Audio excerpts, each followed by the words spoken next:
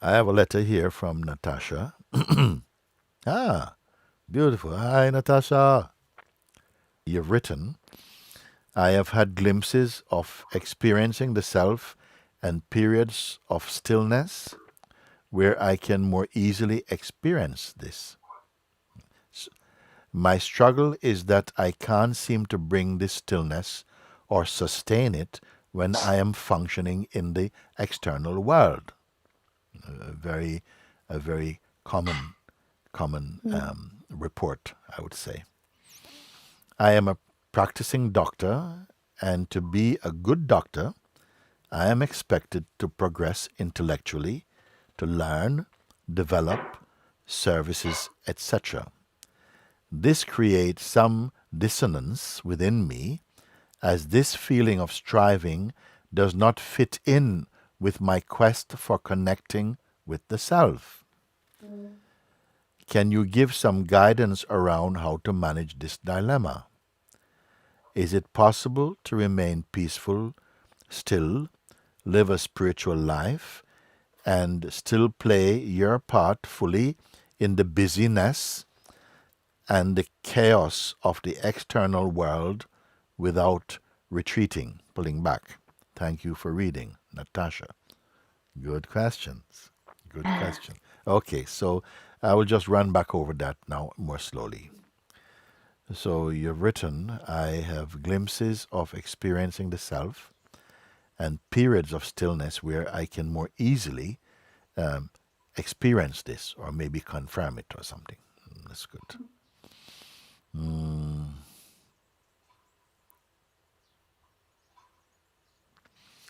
When you write, I have glimpses of experiencing the self, what it mean? It's usually if I'm alone, maybe in nature, somewhere like that. It's a complete feeling of inactivity almost, inactivity of the mind and stillness and just complete calm. But then it disappears when I am in the rest of my life. Achha. And Okay. when I'm Yeah. So this it's common actually, because the self, which is not a glimpse to itself any more than space is sometimes not space. It is always here, but the way in which we experience and through our conditioning that we are, this body is our home for now, and that we are a person living in the body, along with all the conditioning that stands with the person, leaves little room for such a profound experience to find space to be grounded in that, because the personal sense tends to be a very reactive and resisting energy, But something is peeping through.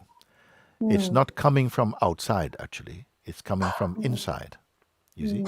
So perhaps when you say in nature, when you're not so much surrounded by the familiar movements of familiar environment, and something inside gives permission to just relax, and then in a sense, the deeper, the depth, from the depth of yourself, it rises up, you see, more peace and stillness and clarity and calm mind.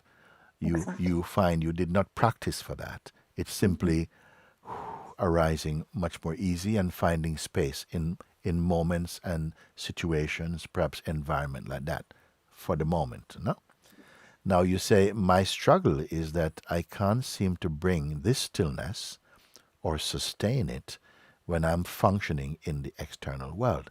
That is just due to habit, because we perceive an external world, and how do I make my way in this network of this labyrinth of life and all the things that are presented to your attention and mind to get engaged with.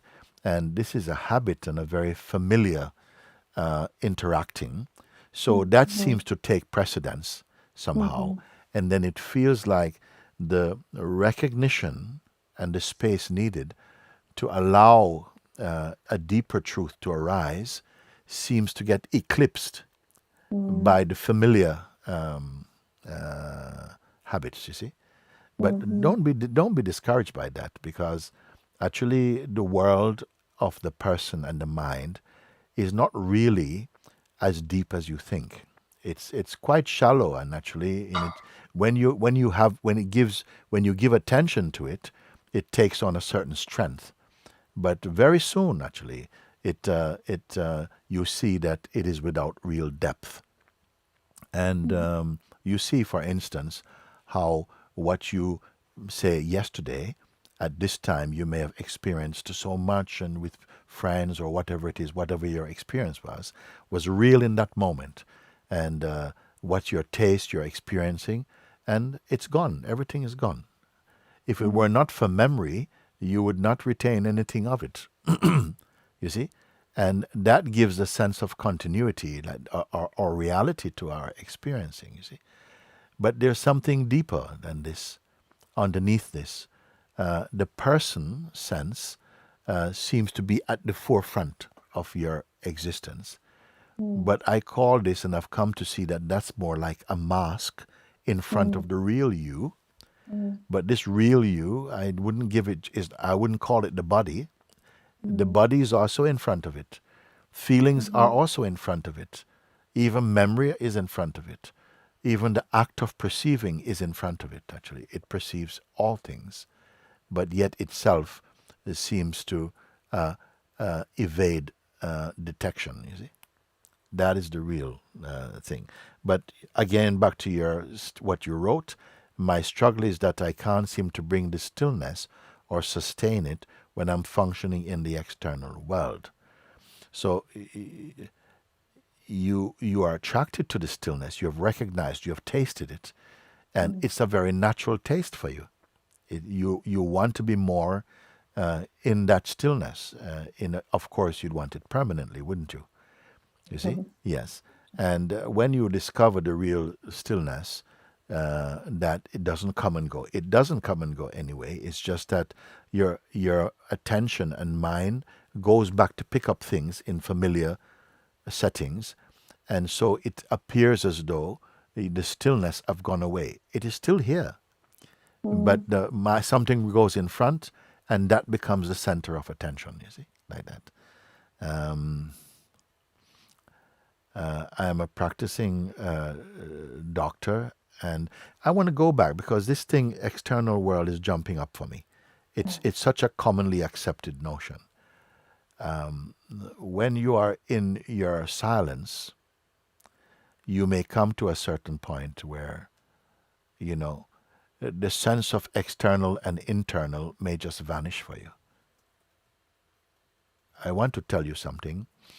As long as there's a struggle to recognize the truth and the true self, okay, then it will seem like there's a conflict between the peace, the joy, the naturalness of the self, and the necessary effort to finish your doctorship and to all the effort that's needed and required to complete your studies and everything.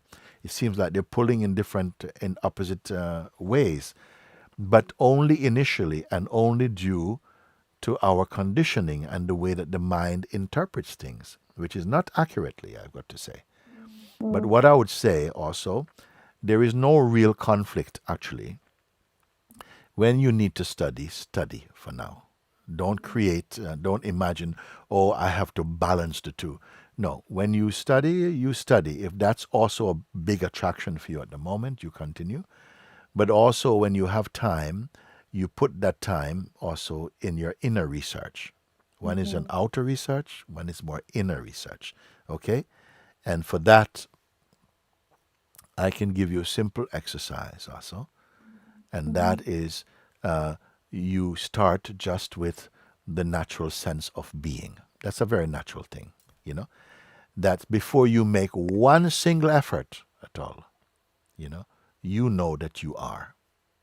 That's an intuition. Nobody taught you. You naturally know that you exist. That feeling of existence is there before you start to add stories and other things to it. The basic intuitive way of knowing that you are simply this basic fundamental feeling. Just I am. That feeling, if you don't associate it with any concept or story or history or desire, just keep it to itself. Like this. Can you follow this? I can, yes. Yeah, yes. So just you don't hold on to any thought or any intention to do something special or anything. Just for a moment, hold on to nothing at all.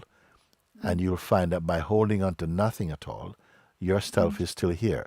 You don't have to hold on to yourself. The self is still here. But don't associate any history to that sense of self.